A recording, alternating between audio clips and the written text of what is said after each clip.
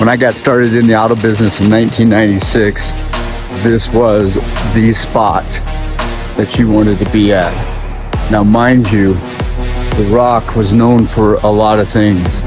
It was definitely a place that you learned how to sell cars at your very best.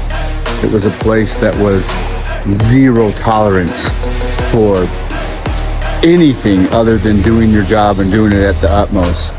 However, it was also a place that breeded an insane amount of drug use and alcoholism.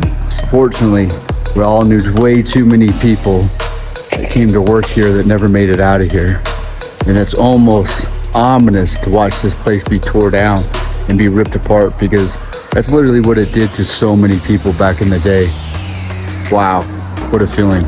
Funny enough, but there was a time when you could actually smoke in car dealerships. You could smoke inside everywhere at one time, but within car dealerships. And I remember, even though all other dealerships before it was a law had gone to non-smoking inside, they actually had a place, and this was the spot where people were still allowed to smoke. Up here was the sales tower, as you can see, and it's just being torn apart right now. And imagine all the thieves and everybody that can get anything out of this place is ripping it apart. And it's sad. It really is sad, because like I said, at one time it was the pinnacle. However, when you came up to the sales tower, you weren't allowed to actually speak. You had to wait until spoken to. This was by the book, hardcore. And again, every single one of these spots was full, packed in 3-4 deep with cars. Look at the size of this lot. That 7-Eleven across the street was another lot, and they used to store cars over there. These cars, there was trucks showing up all day, every day with additional cars. How do I know this? So many of my friends used to came over here, and they actually went to work. Look at the size of that lot, guys. Enormous. An idea here. This is the reality of it. This is definitely one of the bigger car lots in the entire city. And like I said, it was nothing but used cars. Advertising everywhere, just destroyed. And it really is a resemblance of what it did to so many people. It destroyed them. They made a lot of money. They sold a lot of cars. But the culture, I mean, there used to be an RV that sat right over here, and all the salespeople would sit inside of it. I remember coming here visiting, thinking about coming to work, and walk past it as, you know, marijuana smoke was billowing out of that vehicle. The drugs were just everywhere, and it was condoned. It was acceptable. It was not something that was frowned upon. All these cars that they had out here all had stickers and balloons. They were presented in the most perfect, beautiful fashion. They actually had something that they called a beehive. And the beehive was when all the salespeople in first thing in the morning would have to go out and actually get on all the cars, put all the stickers on them. And then at the end of the night, they'd all have to go back out and pull all the stickers and balloons off them. So they put fresh stickers and balloons on every single car every night.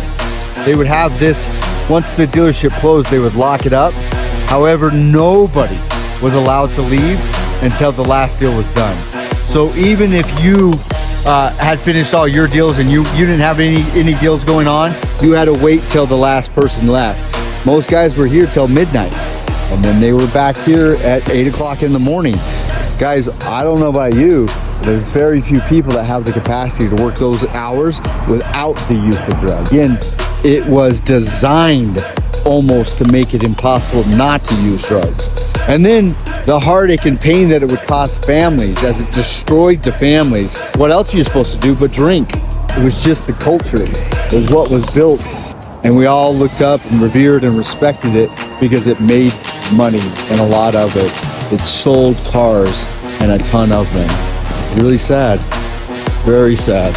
Remnants of the beehive days and the streamers and the flyers now destroyed with graffiti. And I'm not sure if it was construction crews ripping it apart, or it was just getting ripped apart by thieves and vandals as they took anything of a value out of it. Boy, what a representation to what this did to so many people. How it represented something of value, but it tore the insides of you apart to get it. The sales tower, it was famous for the people that used to work up here.